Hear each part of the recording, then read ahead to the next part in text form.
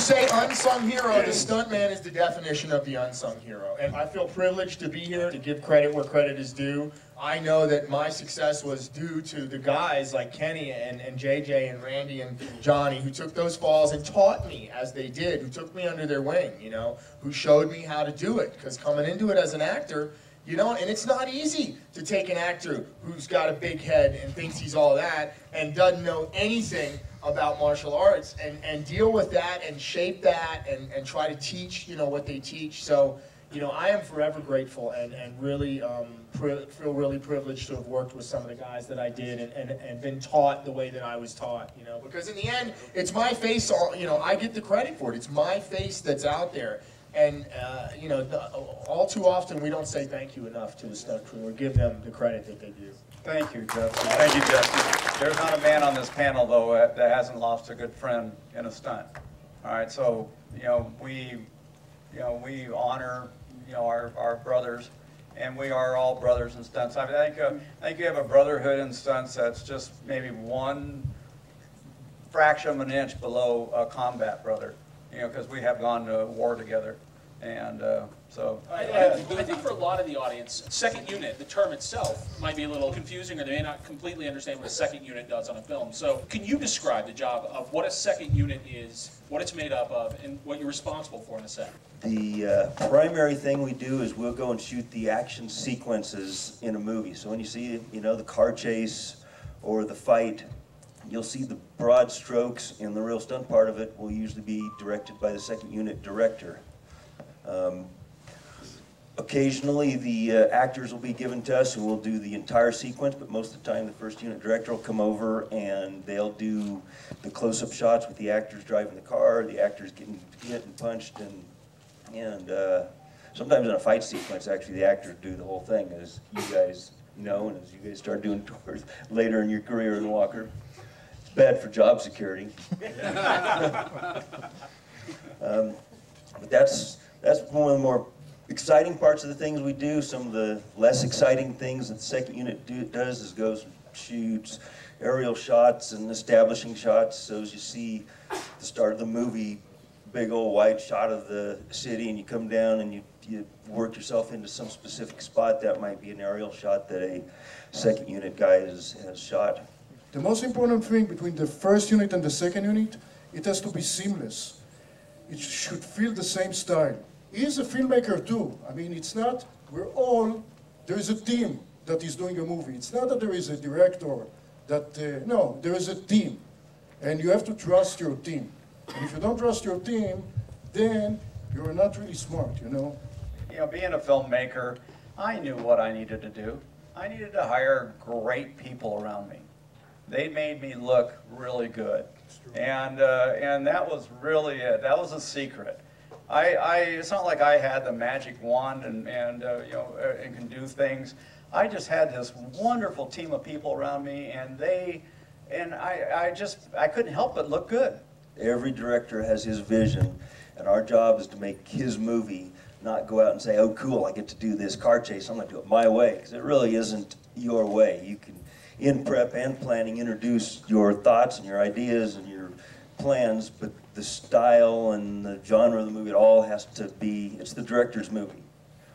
And that tends to make our job actually harder most of the time.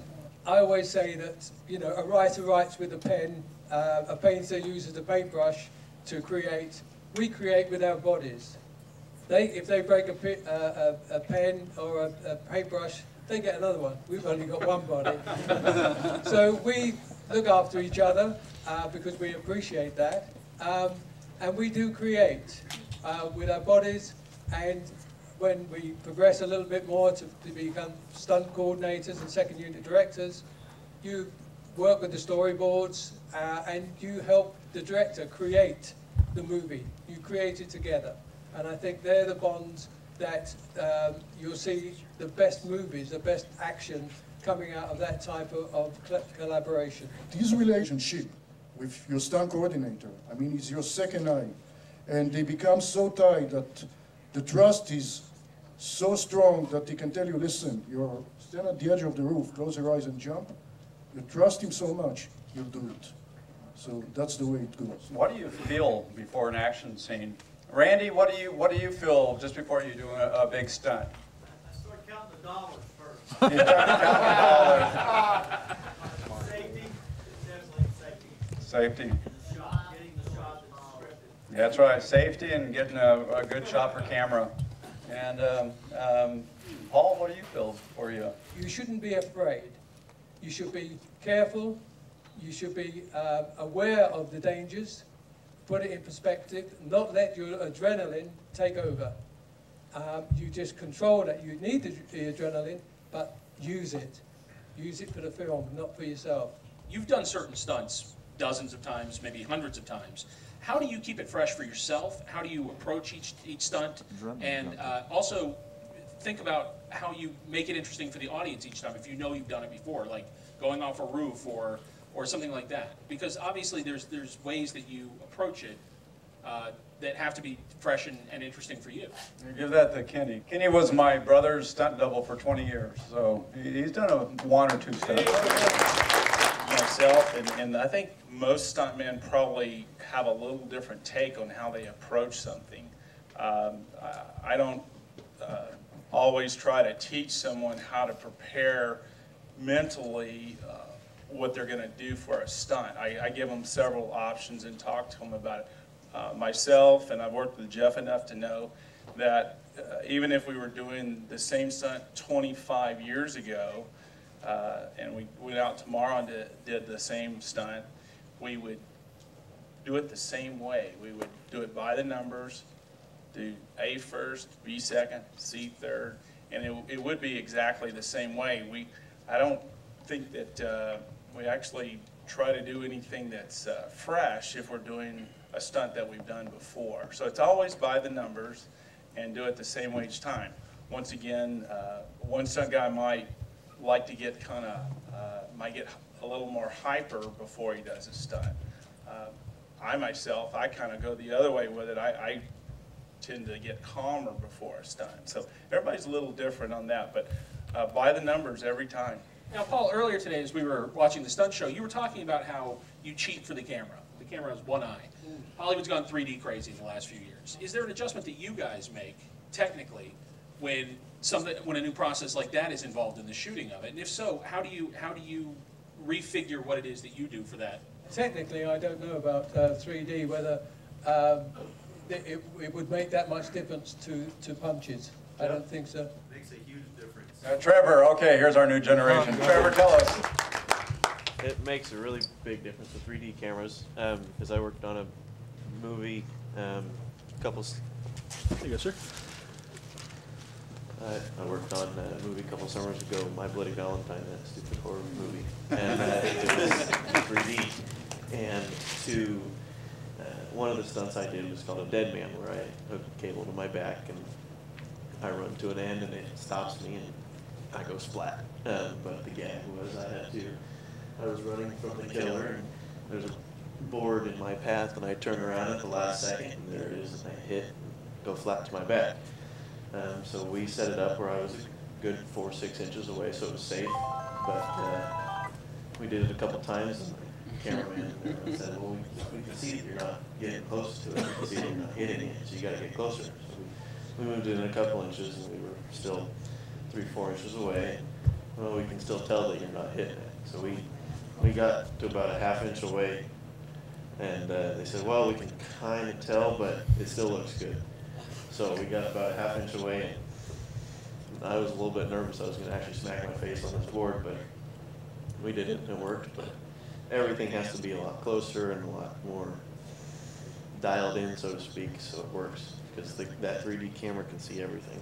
Obviously, this is a family business for some of you. Did your son enter the business because you did it, or was it just being around it, he fell genuinely in love with it on his own and decided that was something he wanted to pursue? You might be the one to answer that, but the fact of the matter is sometimes you need a kid that's a little more action-oriented, and pretty much within our stunt family, we know what everyone's kid can do. So by default, a lot of our kids will grow up doing some stunt stuff. Trevor's first thing, I think, was he was 5 or 6 years, he was 5 years old on an Andy Davis movie, being galloping on the back of a horse, and then shortly thereafter he got shot in Face Off. He was the kid that got killed in the movie. My second son, Shane, is graduating. He just got accepted last night to USC's summer film program. He was Little Billy in Spiderman. He was a little kid. This is actually a pretty funny story. In pre-production, we were testing this stunt, but he was the little kid that Spiderman swung down from, came down and collected him up and swung through the shot as the stage was falling down on him. And he was 7 years old. It took 5 wires to make the shot happen. We had him hanging on one wire, where he's standing there just looking up in awe as this stage is falling at him. He could barely touch the ground. We had another wire that pulled him away so that when Spider-Man came and got him, he didn't really get him. And we had Spider-Man on a swinging wire and one to give him the big arc. Wow. So I guess there's 4 wires on the shot. When we were first testing it, of course you have a social worker who's the studio teacher making sure we don't abuse these kids on the set. So the first time we did it, my buddy Jake Lombard, who's my head rigger in every movie I do, and he's really good at the wire work, he has to be on this button, and as soon as Spider-Man gets close to Shane, probably about a foot away, he hits a button that pulls Shane so that Spider-Man doesn't break Shane's ribs. Well, we did it a few times, and Jake keeps pulling Shane a little early. He's nervous he's going to get him hurt. And I'm like, Jake, you got to make it happen, and we can go home. So the next one, he was just a little bit late. Spider-Man got into Shane's ribs, and he's hanging there, and I could see he was tweaked. And I went over and I said, Shane, you all right? And he says, I just need a minute. If that lady sees me cry, she won't let me do this.